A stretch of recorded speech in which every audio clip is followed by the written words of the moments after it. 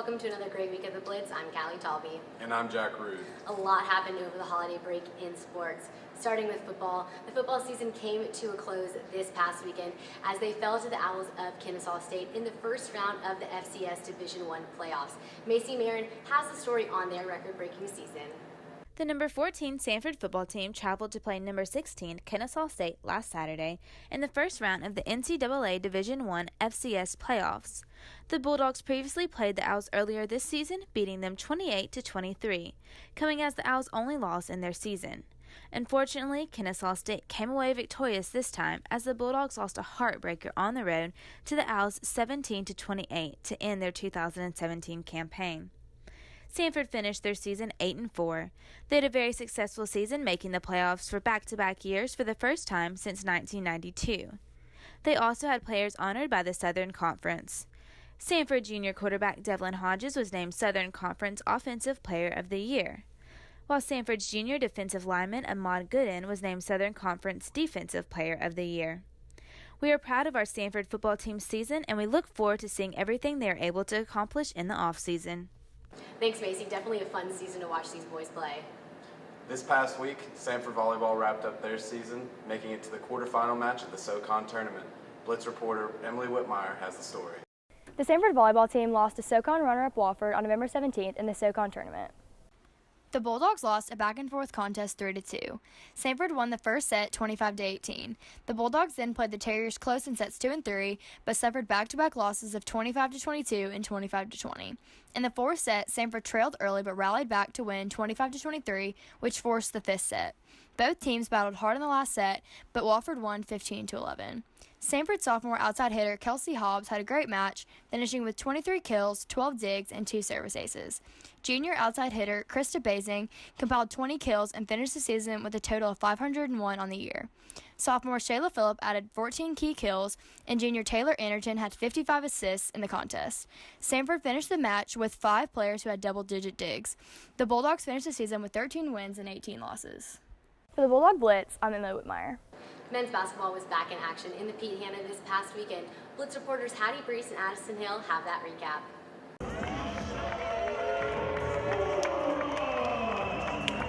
The Samford men's basketball team was in action at home over Thanksgiving break. On Friday, they took on the Lions of Southeastern Louisiana.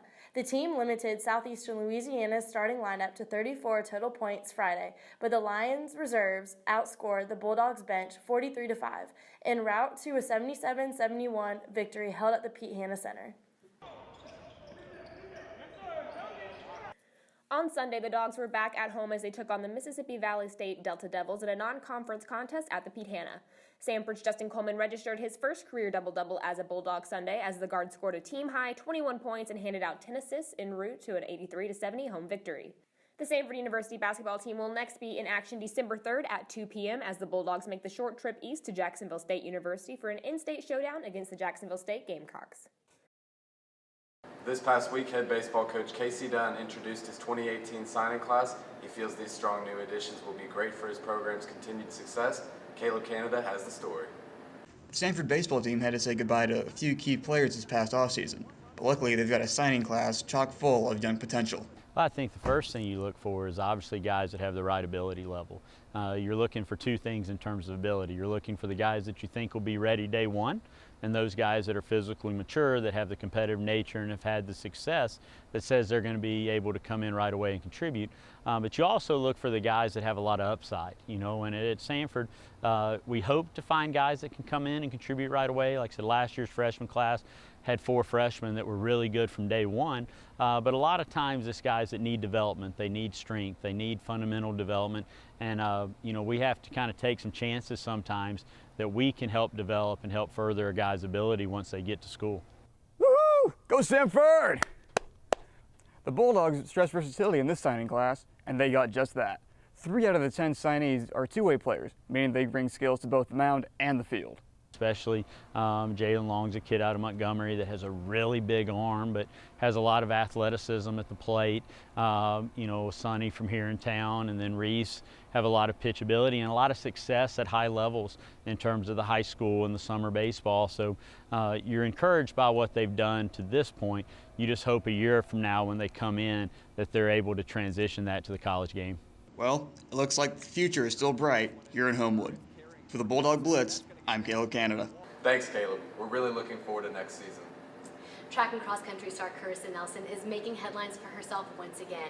Earlier on this year, Nelson gave Samford Track its first ever national title, but now she's doing it for herself in cross country. Nelson, along with Arson Gurel and Anna Long, competed in the NCAA Division I Cross Country Championships in Kentucky. Blitz reporter Juliana Kendall has the story. What was the experience of racing at nationals like for y'all? It's a lot of fun. It's just rough because you kind of can get lost in the crowd really easy. This one was my third time for cross country, so like every time there is lots of people everywhere.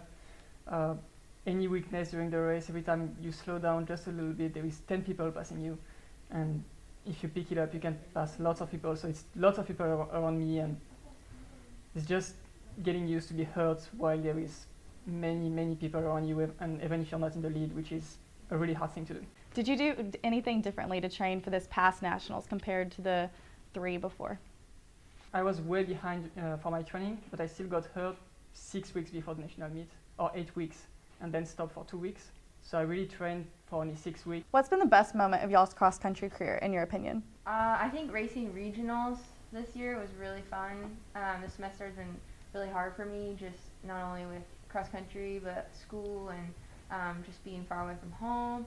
And running at regionals, Chris and I got to run a lot of the race together, and so that was like the funnest and like most exciting moment of my career.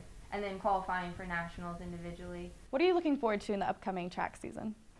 Well, I got 4th last year in the 10K, so the goal would be to win it this year. In February, I get to race in New York, so that's really exciting. It's called the Milrose Games, and I'll be racing a bunch of professionals. And I'm really excited for that because I'll be the underdog, and that's my favorite thing to be, is the underdog. And it'll be nice to be racing some really fast people. That's all we have for you today on the Bulldog Blitz. I'm Jack Rude. And I'm Callie Talby. Have a great day.